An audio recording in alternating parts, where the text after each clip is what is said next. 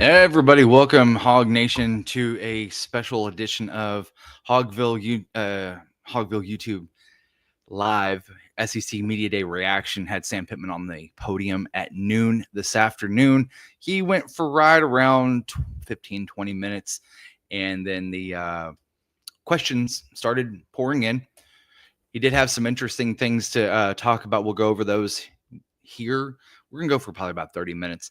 Then tonight, Otis and I will also go over this, and I'll get his perspective, his thoughts and comments on that as well tonight at 7 o'clock here on Hogville YouTube channel. So if you have any questions, thoughts, comments, concerns that Sam with the reaction with Sam had today, throw those up there. We'll take those questions on live here, and we are also broadcasting on, of course, YouTube, Twitter, and the YouTube, Twitter, Facebook, holy cow, and also the Hogville YouTube net. And so on the website, it was interesting. He did come across as you should think he would, as confident. He does like the team. He thinks that the team is going to be not only good, but he thinks it's going to be really good. I think that his confidence this year is a little different than last year. I'm not buying Kool-Aid. I'm not buying stock. I'm not buying anything into it. I'm just comparing from what we saw last year to this year, and this year to 2 years ago. We knew that the offensive line 2 years ago was going to be horrible. They trotted it out there, hoping that they could make something stick. Last year, they were a little bit better. This year, they're going to be a lot better. I really fully believe that. And no, that is not Kool-Aid in there. I promise you, folks. So, like I said, down there at the bottom, questions, comments, thoughts, good, bad, or ugly, throw those up there. We'll go over those. He did come across, he did touch on pretty much every position group Arkansas has, all the way down to the kickers and punters. He thinks that they're going to be pretty good from top to bottom. The one thing that I took away from that was that Arkansas, he thinks, has 8 to 9 wide receivers that could go in this league. Now, Otis has been on here and has talked about him wants anybody that will listen to him, because I fully believe him too on this. And it was backed up today by Sam talking about Antonio Jordan, freshman wide receiver that's on campus. He's right around 6'6", 220 pounds. One of the reasons why there wasn't a lot of pub on him was because he didn't hit the circuit. He didn't go to the 7-on-7s. He didn't have open recruiting. He didn't go and see different schools and go through the pomp and circumstance. He had it kind of like what happened with Sosa game, where I'm a Razorback. That's it. That's where I'm going. And nobody else needs to really even try. Nobody needs to offer. I'm not going to entertain it. So, again, a 6'6", 220-pound freshman that was one of the only freshmen that he mentioned getting run on the podium today. When he goes and does that, he has a gamer, and he knows that. Staff knows that too. So that was something that we'll go over with Otis here a little bit. We'll be live at 7 o'clock this evening for the Arkansas Football Report. This is just a little bit of a reaction to what Sam had to say on the podium. One of the other things, inexperience at defensive end, everybody knows that. With what you lost to either the NFL draft or guys phasing out because of eligibility, there's going to be a lot of different things that they're going to have to do on the defensive line. It would not surprise me if you see a combination where you have maybe 2 defensive linemen and 1 defensive end that's more experienced, and maybe have a 3-3-5 type look where your hog is going to be more in run support. I know that Travis Williams has talked about that a little bit, not a lot, but a little bit. And I think that that's something that you might see going into the season, just for the simple fact that you don't have the sheer numbers with experience that Arkansas has on the defensive line or defensive end, I should say. So that's something that I would definitely look to And if they're able to get more speed at the defensive end, then you might see a 4-down look. But honestly, from the beginning against Alabama State or Alabama A&M, you're going to see probably a 3-3-5. So be prepared for that. Again, comments, questions, thoughts, concerns, throw those up there. We'll go over those. He was super high on Taylor Green, Cam Ball, Xavier Sorey. They got 3 guys that they brought to SEC Media Days. And so it was also a nice tribute that he made to remarks towards Bob Holt.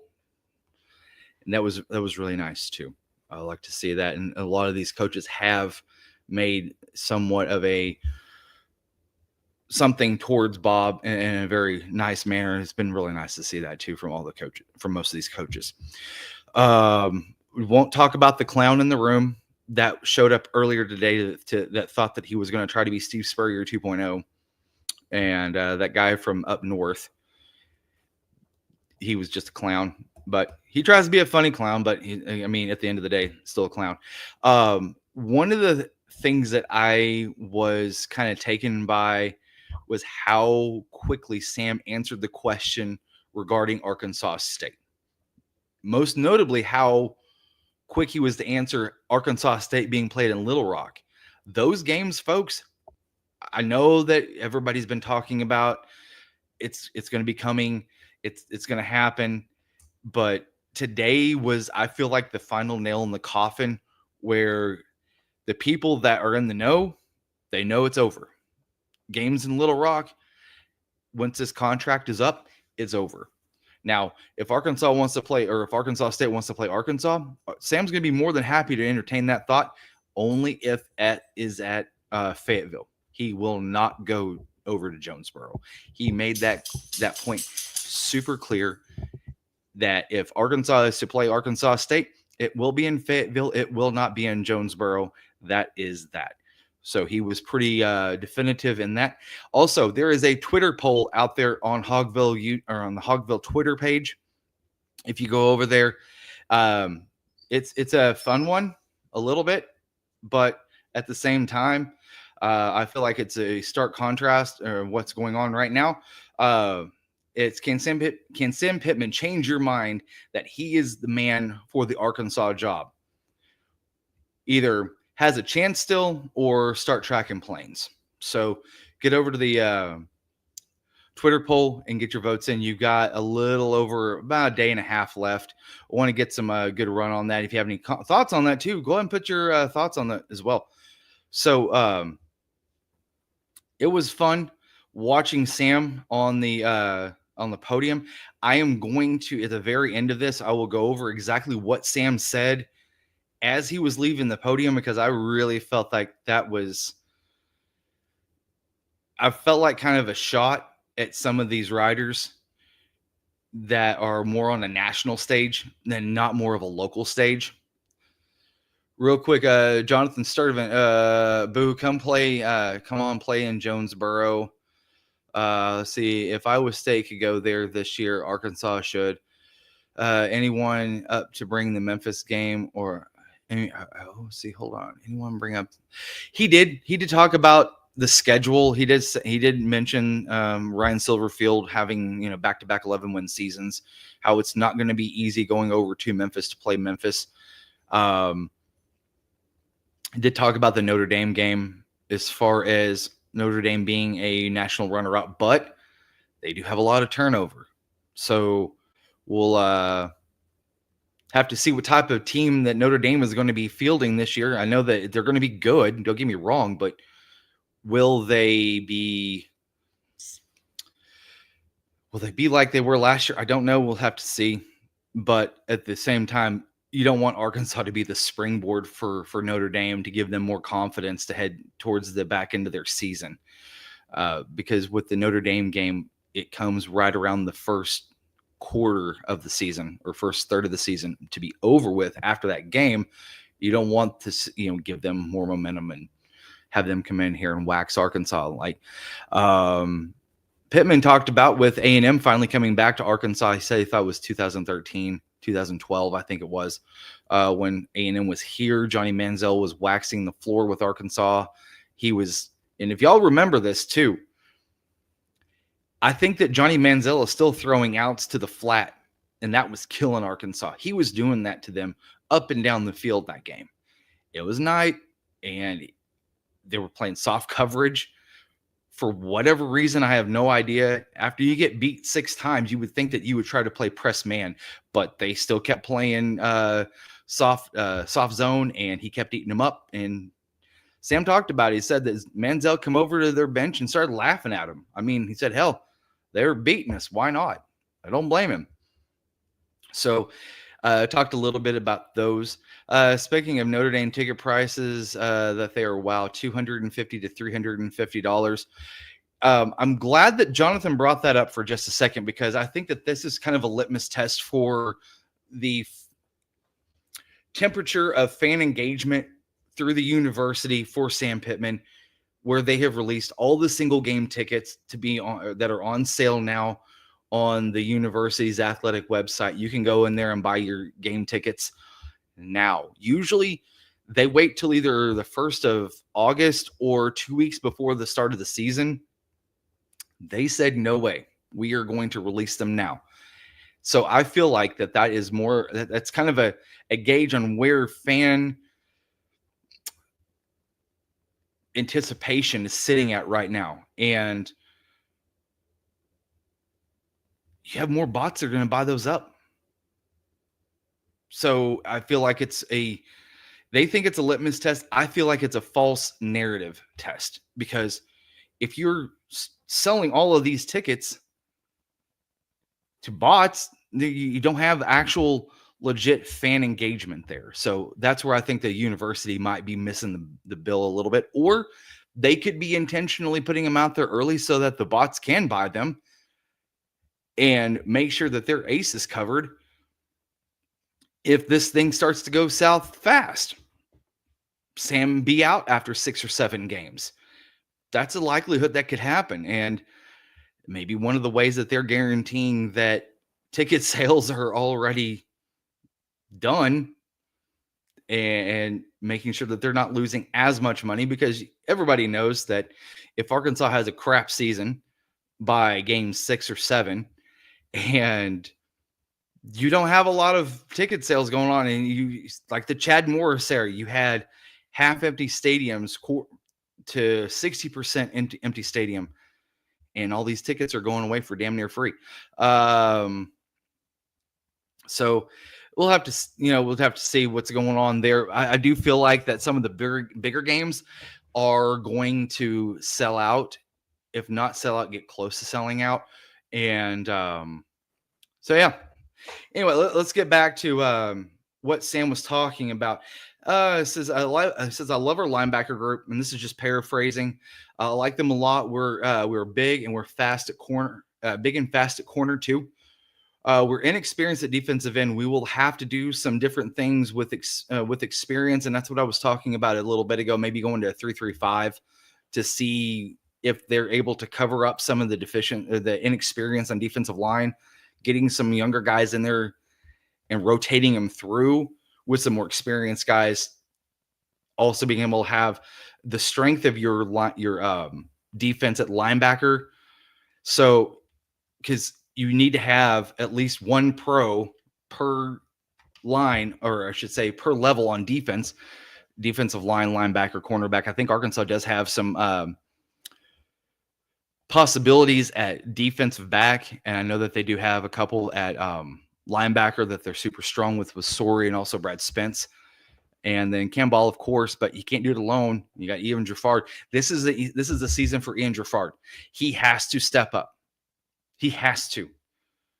For a guy that was acclaimed, had such high prospects coming in, and there was a lot of people thinking real highly of him, with the way he was able to move on the field with his size, but he really hasn't done anything. And I know that he's more of a space eater, but you need a guy like him to be able to break through the middle.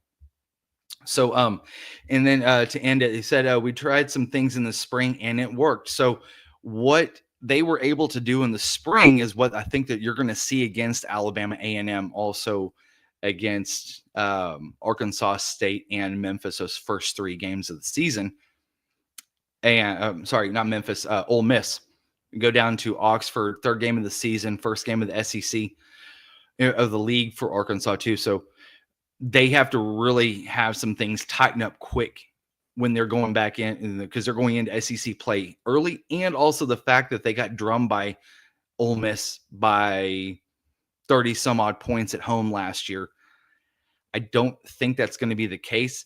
I think that Austin Simmons is going to be still kind of finding his way with Kiffin's offense. So actually, I think it might be better Arkansas playing Ole Miss on the front of the schedule versus the back end of the schedule, just for schematic purposes and everybody knowing where they're supposed to be at. I know that you make your greatest gains from game 1 to game 2, but whenever you have a SEC league game in game 3 like this, all bets are kind of off at that point. Again, this evening, Otis and I will be live at 7 p.m. here on the Hogville YouTube channel, also on hogville.net website, Twitter, and Facebook, so you guys can catch us over there. Sam did talk about wide receivers, thinks that they've got 8 or 9 that can go and play in this league. He said he really liked Raylan Sharp. Also, talked about Antonio Jordan, like we just talked about a little bit ago. He mentioned Courtney Crutchfield, also Monte Harrison. I would think that Monte is, I would love to see him as a guy that they would put in the slot as a mismatch for a linebacker. That kind of a hybrid tight end almost type, just because of his sheer size, 6'2", 6'3", 230 pounds to 235. And I really think that he could exploit the middle of the field. And I know that Sam talked about Andreas Pashka and also Jaden Platt making some great strides in the offseason, spring, and then now in summer, because these guys they're really getting some time in and getting some well received reps with Taylon Green. Saw Taylon earlier on SEC set there, and he's bigger than Ben Watson. Ben Watson's a big dude, but whenever you have Taylon standing up beside him, Taylon's also yoked out a little bit. I really feel like this is a good thing for him. It may slow him down a smidge, but I would rather have more muscle on him to be able to absorb blows than him getting hurt. You have to keep him upright, and I think that that's going to happen with this offensive line. Sam didn't mention Shaq McCroy. I thought that was a little interesting. He talked about the guys that are coming back that are starters, that I don't know if they're going to be starters. I mean, I don't know if Keyshawn Blackstock is going to find a spot. There's no telling. But I think that the offensive line goes 8-9 deep, which is really good, because let's face it, when you're in the war in the trenches, you're going to have guys that are going to get nicks and dings. They're going to have to take a series off to get right, to get back in there. And I think that Arkansas has got the hosses to be able to do that. If you have any questions, comments, thoughts, concerns, throw those up there. We'll take those on here live. We'll be for about 10 more minutes, and just going over some reaction from Sam Pittman on the podium here at SEC Media Days. Real quick, programming note: next Monday, Dudley Dawson and I will be live here on the YouTube channel as well, going over some of the Arkansas signees that Dave Van Horn has plucked out of the portal. Also going over some of the players that Arkansas thought might be going in the MLB draft, but did not, that will be making their way over to Baum Walker. So that will be fun to go over as well with him. So needless to say, this is the last day of SEC Media Days. It's been a 4-day marathon. There is a Twitter poll that is over on the Hogville Hogville Twitter, that let me go over this really quick with you all. Can Sam Pittman change your mind that he is still the man for the job at Arkansas? Right now, it's 55 to 45, 55% saying that better start the plane tracking. And then 45% still has a chance to change their mind. So I feel like that there is a lot more hope with Sam than there was Chad when Chad was going into his final year. I know that he was only here for 2 years, but you could tell that fan engagement was so far below the planks that when he was going into his second year, you knew that there was going to be a change made somewhere. I don't know about that yet. There are fans out there that are very optimistic. A few reasons, not a couple, but a few. You got all, Sam said, you have all of your coordinators back, special teams, offense, defense. Bobby Petrino's got is in his second year with Taylor Green. I know that there's been a lot of pundits that have made light, myself too, that whenever you have a Bobby Petrino quarterback in the second year, that they always make that step forward in a huge way. Really quick. All right, asterisks. Let's see here. Hi, if you, oh, whatever. Sorry about that, folks. Should have looked at that a little bit quicker. Sorry about that. Anyway, deleting that comment. So anyway, as you know, that's why we're live. Sometimes he can get you. So, really quick, Sam having all of his defense, all three of his coordinators, Bobby Petrino in his second year. I'm not going to keep drinking the Kool-Aid for a minute. And so, let's see. Let's boot this guy. Let's boot his ass out of here. Keeps trying to put all sorts of dirty, gross stuff on here. Man, screw that guy. We're going to boot his ass out of here. Anyway, so there's been, like I said, light of, the whole Bobby Petrino second year effect, this, that, and the other with Taylor Green.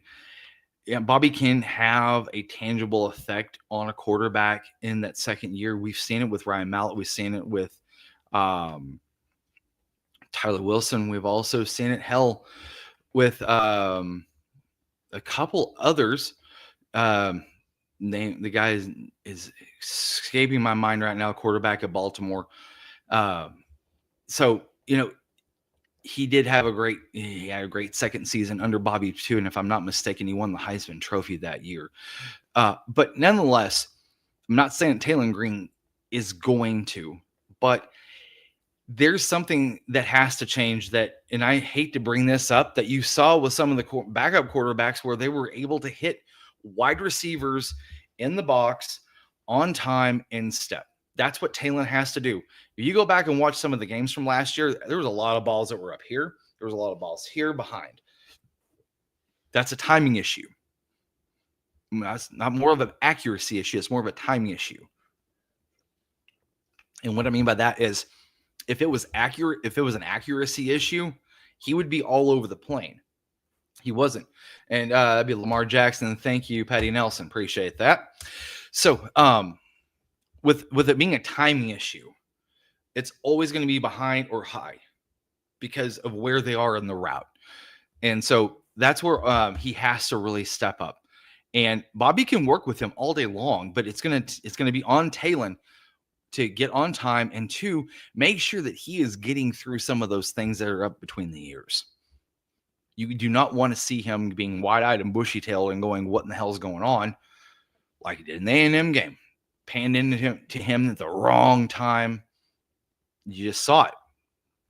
People can see it on the sidelines too. But nonetheless, I think that's where Taylor has to make the biggest jump. He looks like the part off the bus. Now he's got to look like the part on the field. And if he does, Arkansas could have a pretty decent season. I'm not going to sit here and feed you some line of BS saying, oh, I need you to start drinking this Kool-Aid saying, hey, Arkansas is going to have 8 wins. Nope, not going to. Because there have been too many times that a lot of people have been burned by saying Arkansas is going to go and have 8 wins this season, including a bowl if they're able to get to a bowl. And they would if you did get to seven wins and you had 8 through the bowl. But nonetheless, if Arkansas has got 7 wins, they're looking okay. I don't know if it depends on who the wins are against. It really does. if he's able to pull out a road game win against either Tennessee or Texas, maybe LSU, see what happens there type thing, that would really start to change some minds, because those are wins that are going to be at the end of the season, at least for the first two. Tennessee's in the middle of October, and then you've got Texas at the end of the season, and also LSU the first part of November. So another thing too, a lot of fans want to get over that hump is against Missouri and that jackwagon up in Columbia. They just renewed their rivalry with Kansas. So, I mean, that is more of a rivalry than Arkansas, Missouri, and all that mess with the borderline rivalry crap with Shelton, with the insurance company and all that. I think that Arkansas can make some gains too. Like Frank always used to say, they'll remember you in November. LSU, Texas, Missouri. Those three games right there, those can be difference makers for this group. I really feel like unless Sam goes 0-6, 0-7, and they're getting waxed on the field, you'll see probably a change in midseason. But if not, Sam's going to finish this season out. The whole narrative of Bobby's going to take this team over, Sam's going to be out, he's a lame duck, this, that, and the other is bullshit. Sorry, is what it is. So unless this team goes 0-7, that's not happening. And then if that's the case, then we'll start tracking planes at that point. But I think that Arkansas does have a chance with Ole Miss on the road. Even though it's on the road, you're catching Ole Miss early in the season with Austin Simmons and all this mess with him being the new quarterback taking over for Jackson Dart. Those are some huge shoes to fill. So I really think that Arkansas might have their best chance against them in the early season versus later in the season. So that's a good thing for Sam and company. Even though it's going to be in Mississippi in September, first part of September, that's going to be tough, but is what it is. Because then a week later, they go to Memphis. So literally right down the road from both. And then they're back home for Notre Dame. I think that once you get to Notre Dame, that is where you're going to find out exactly the trajectory of this team. That Notre Dame game is going to be it, because it's 11 a.m. Hunter Yurachek has talked about this already. They've got festivities that are going to be going on from Friday on, maybe even Thursday. You'll probably have some places and eateries and this, that, and the other as folks start to file in from out of town, taking 3-day weekends for this thing, because yes, there are people that are going to be taking 3- and 4-day weekends for this, because that's how big this game is. The fact that the TV stations did not put this on prime time is a travesty in its own right. And my own opinion, it's bullshit. They should have had this on a primetime game. They missed the bus with Texas last year. Now they're missing the bus with Notre Dame this year. Have any questions, comments, thoughts, concerns? SEC Media Days, Sam Pittman was on the podium this afternoon. That's what we're kind of hashing out a little bit and kind of fleshing out some other things. But let's go over really quick to kind of wrap this up here in just a second. I do want to talk about what Sam said at the very end of his time on the podium. He said, and he started to walk away. You could tell he was about to turn and walk off, but then he turned right back around and said, and I quote, "No matter what you write about us, you're still writing about us. Go Hogs." I would like to believe that that was a shot more towards national media, and the fact that there's a lot of people calling for his job from a national standpoint, maybe not calling for his job, but thinking that he's not the guy for him, and saying, no matter what you say about me, you're still talking about me, which you're putting Arkansas in your headlines, which is true. It is honestly true. But you want that to be more in a positive light, because if you're 18 years old, or if you're a kid in the portal and you see where there's some uncertainty, those those players read this stuff. The families of these players read this stuff. It does come into play. I really feel like with Remy Cofield take a lot of the burden off of Sam with the money situation does help. But at the same time, Sam's got to be able to concentrate, focus on offensive line first off and foremost, because that is his bell cow. That is who he is as a coach, is an offensive lineman coach first, head coach second. I know that there are some folks that might not agree with that, but that is exactly who this guy is. That is his DNA, and that's how he's wired. So if that's the case, and these guys are starting to write crap about him at the national level, or even here at the local level or regional level, he said, whatever you write about me, I don't care what it is. It's still you're putting us in the papers. I mean, the whole adage of any pub is good pub. But that's something that you can say when you are coming off of an 8-9 win season. You've had a successful season. You have returning starters. You have a pretty good outlook for your next season, or the 25 season. But coming from a guy that is on the hot seat, let's face it, folks, he is on the hot seat, then it kind of worries me a little bit. It really does, because he understands that whatever you're putting out there is good, bad or ugly, it's still good. I don't buy that a little bit. I just don't. And the reason why is because he is on the hot seat. I mean,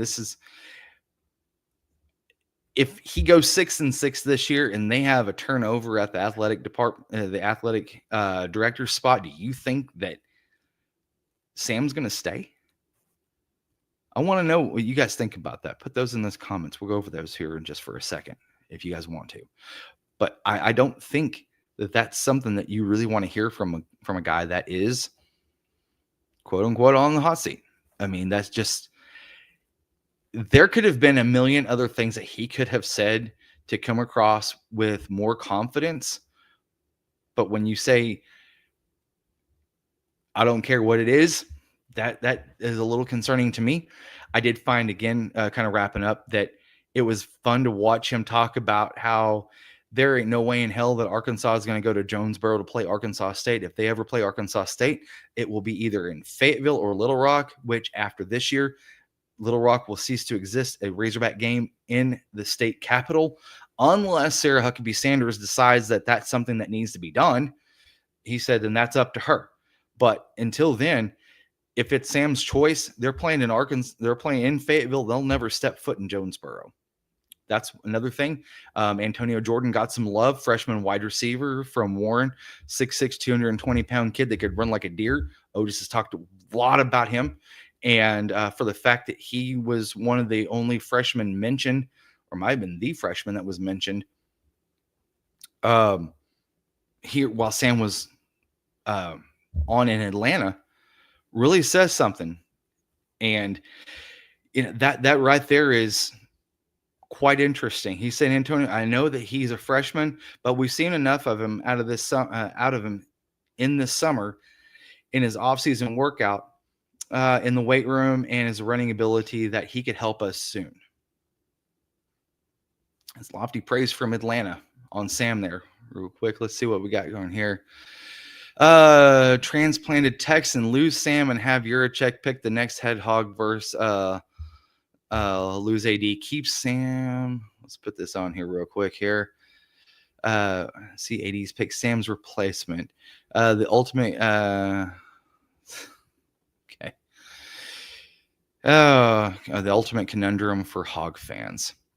Well, if there is going to be a replacement, and if Sam's being removed, that means that Hunter Yurachek probably is going to be out as the athletic director. It kind of was the same with the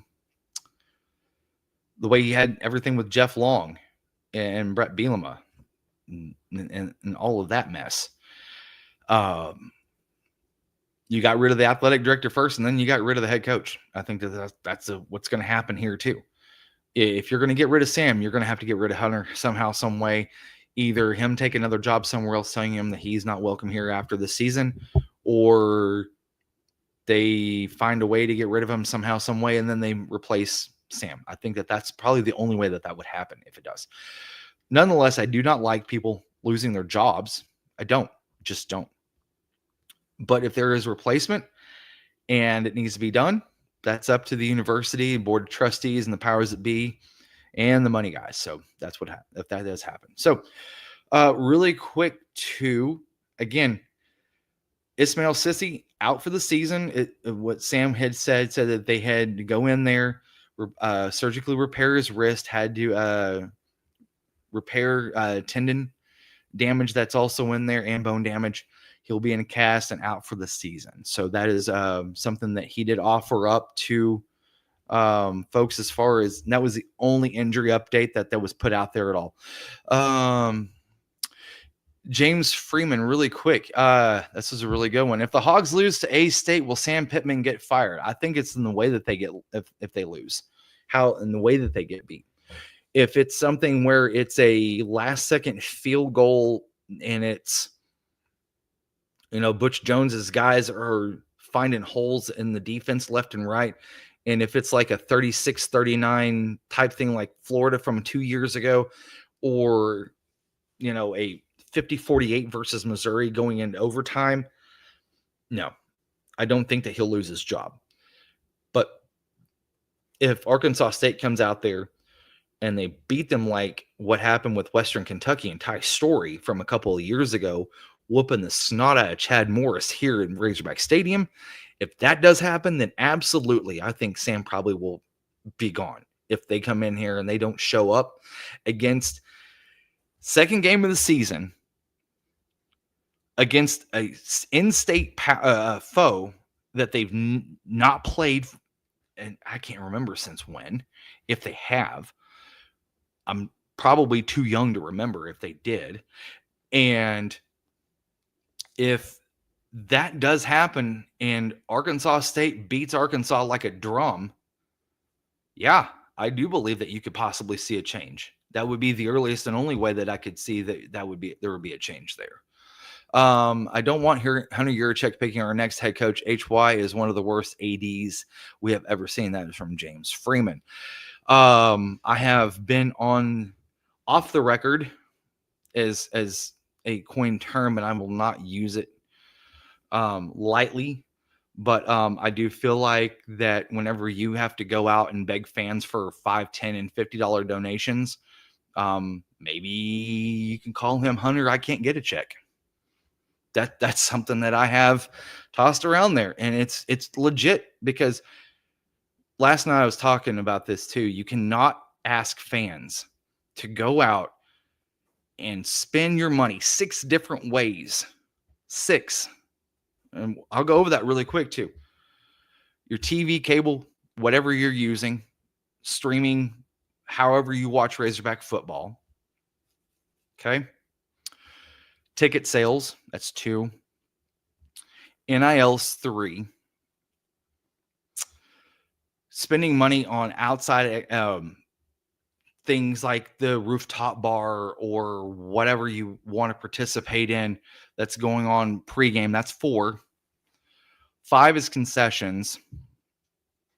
And then 6 is donating to Alumni Foundation. Those are 6 ways that they're trying to extract money from fans. I get it. That's what they're doing. But again, you're beating a dead horse at this point. Freeman, can we get rid of both Yurachek and Pittman? Well, like I was just saying just a few minutes ago, that if you do get rid of Pittman, I think that you do get rid of Hunter Yurachek as replaced in somehow, some way. Transplant, what is Sam's buyout if they were to fire him during the season? I feel like his firing is tied more with his buyout with the wins loss. It is right now that he is sitting at right around $1 million for his buyout because of the win-loss record, because he's under 500. And don't forget the licensing merch. That is true too. And also they're trying to hit you over in the store too.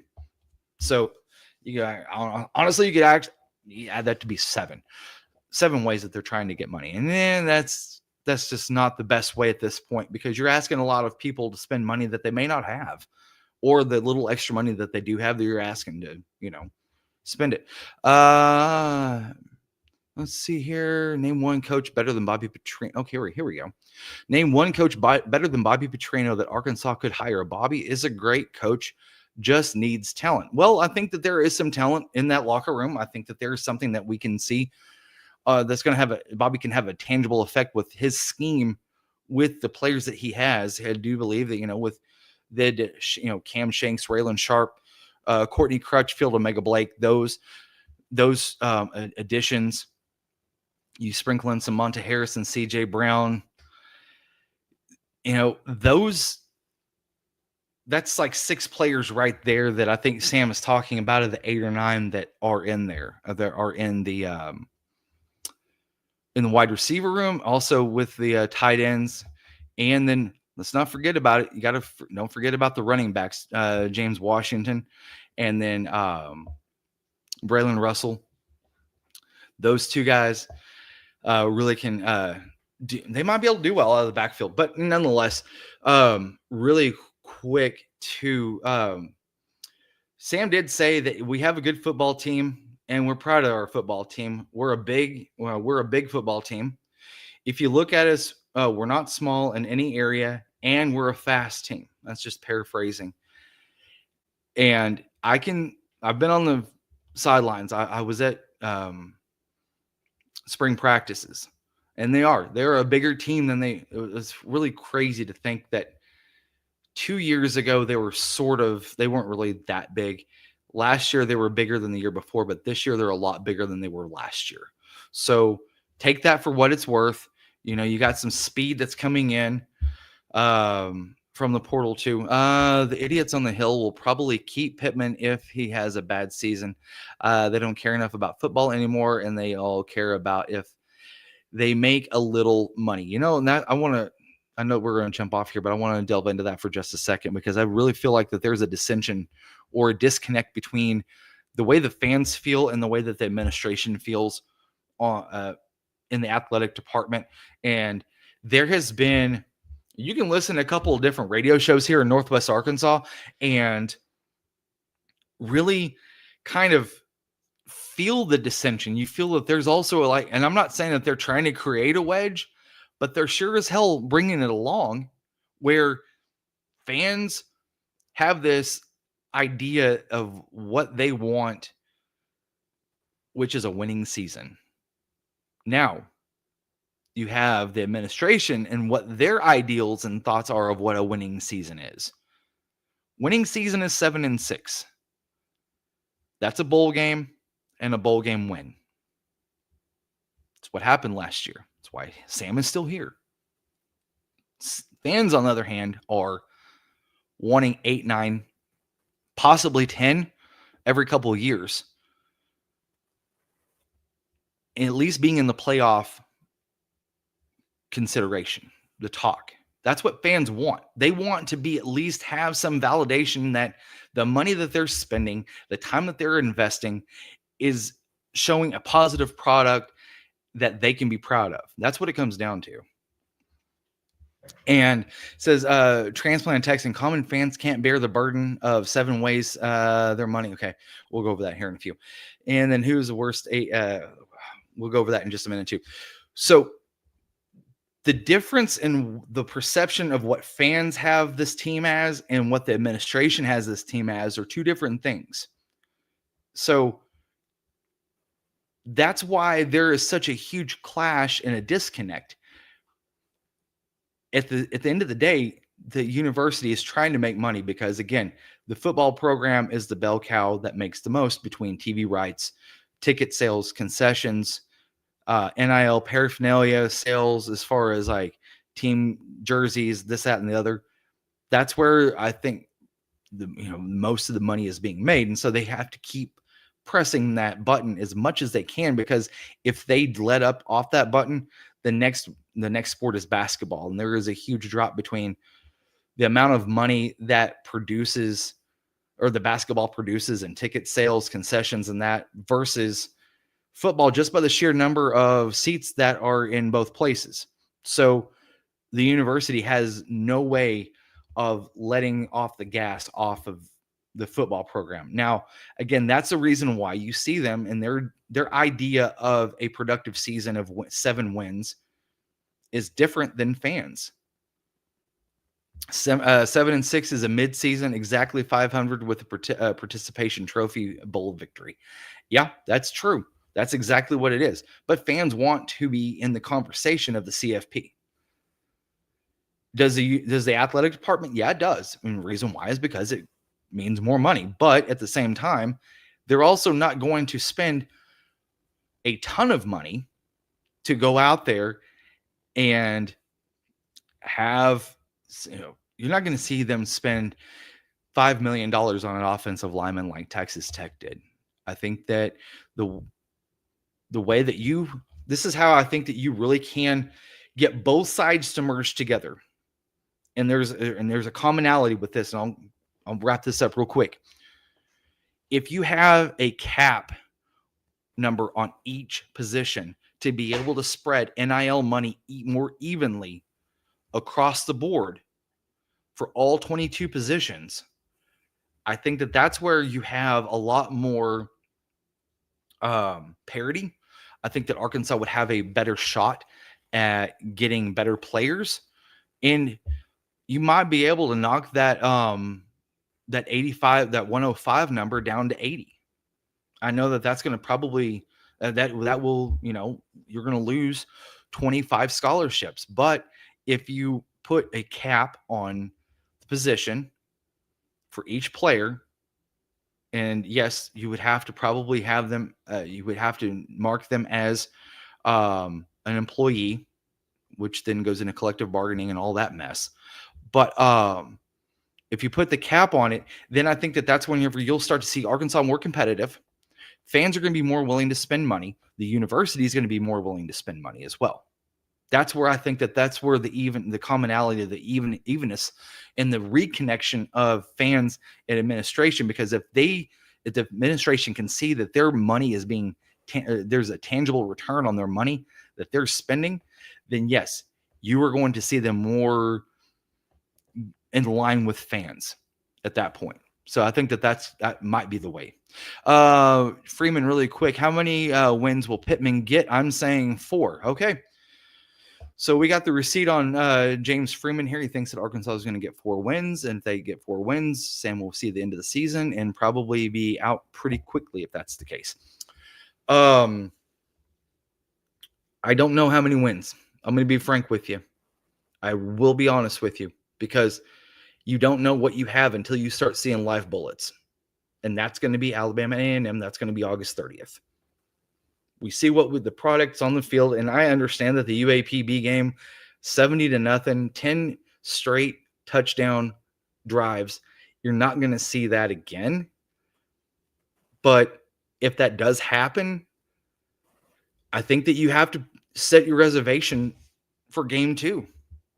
You can't sit there and make a prediction, because you saw what happened last year. You had KJ and Malachi get on the field like Sam talked about today because of those things happening. And that would be good for business for him, because then you know what you got in KJ, and you can see the difference in from last year to this year as far as game film goes. But, with that being said,